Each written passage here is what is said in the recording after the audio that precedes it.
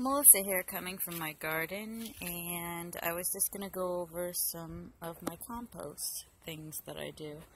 I live out in the country. I do have animals. I have a cat and a dog. My mom lives on the same piece of property. She has a dog. We also have wild animals like bunnies, raccoons, possums, and all different kinds of birds out here. So for me, I put compost in these two bins that you can buy at any store, and then I drill them full of holes top to bottom so that the bugs can get in there and do their work. And I take my leftover kitchen scraps. This is the new one I'm working on here, and I had already put this in before I decided. This is coffee grounds. You take your coffee grounds and dump them in there for the acidity and stuff into your compost. And I have a toilet paper roll.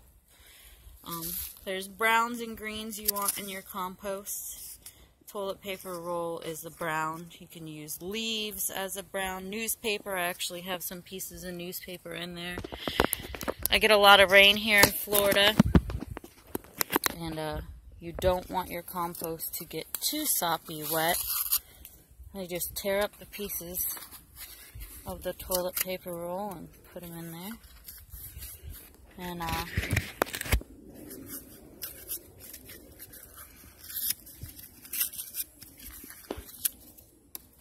just throw them in little chunks.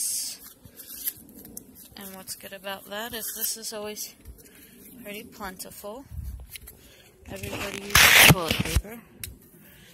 And then I have some leftovers from in my kitchen. Actually, some stuff that went bad and some stuff that I'm using for dinner. Some old onion peels. When you cut off the onion for your supper, you can throw that right in there.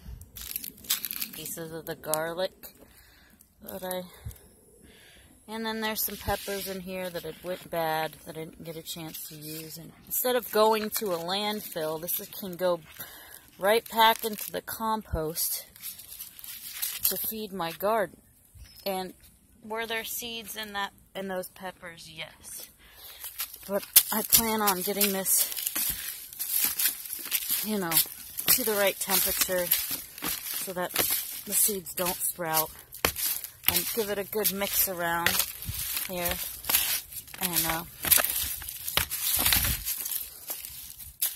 and let this stuff just marinate. And there's eggshells in here, all kinds of scraps. I take leaves, and I have different piles of leaves in different stages of decomposition out in my yard here. Sometimes I'll just take a handful of them and throw them right in there to mix in.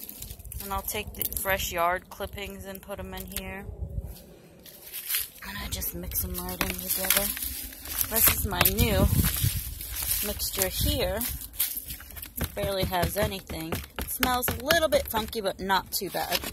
So if you get the right mixture, it doesn't really smell bad. Now this one here actually smells pretty great. This one's pretty much done.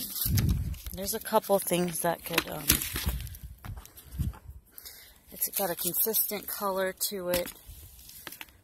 It's a little bit chunky, but everything's broke down. It's all a pretty consistent brownish color. It doesn't smell funky at all. It's got like a very earthy, like in the woods after it rains kind of smell. Which, whoops, I'm putting a new piece from the other compost in here, a little piece of onion. Oh, that's okay.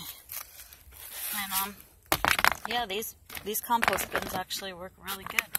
And it all goes to refeed what I love, my garden out here. Keep everything lush and green and beautiful and fed. And,